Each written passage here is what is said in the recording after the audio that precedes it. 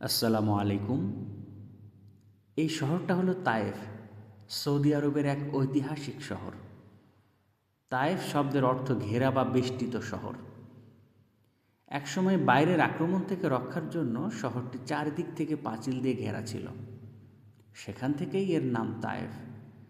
আজ আমরা তায়েফকে চিনি এক শান্ত ও ঠান্ডা, মনোরম আবহাওয়ার শহর হিসেবে।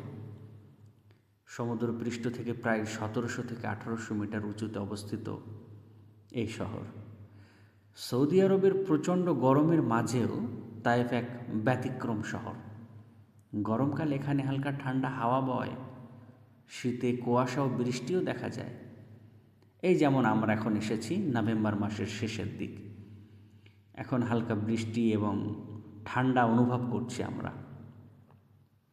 এই কারণেই একসময় তায়েফকে বলা হতো সৌদি আরবের গরমকালীন রাজধানী।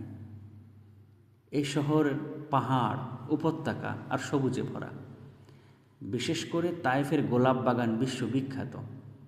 এখানকার গোলাপ দিয়ে তৈরি আতর সারা বিশ্বে পরিচিতি লাভ করেছে। নবীজি সাল্লাল্লাহু আলাইহি সাল্লামের সময়েও তায়েফ ছিল উর্বর এলাকা। ফলমূল, আঙুর, ডালিমের জন্য বিখ্যাত ছিল। কিন্তু ইসলামের ইতিহাসে তায়েফের গুরুত্ব সবচেয়ে গভীর, সবচেয়ে কষ্টের। নবুয়তের প্রায় 10 বছর পর মক্কার নির্যাতনে অতিষ্ঠ হয়ে হজরত মুহাম্মদ সাল্লাল্লাহু আলাইহি সাল্লাম আল্লাহর দাওয়াত নিয়ে তায়েফে আসেন। তখন শহরটি ছিল বনু সাকিফ গোত্রের অধীনে।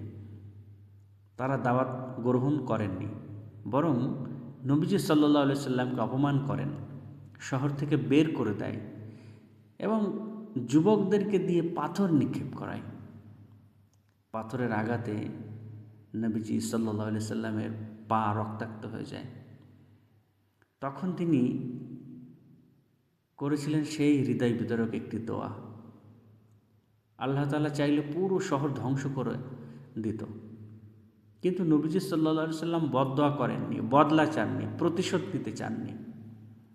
বিশ্বনবী দোয়া করেছিলেন, আমি আশা করি এদের বংশধরদের মধ্যে থেকে এমন মানুষ বের হবে যারা এক আল্লাহর ইবাদত করবে।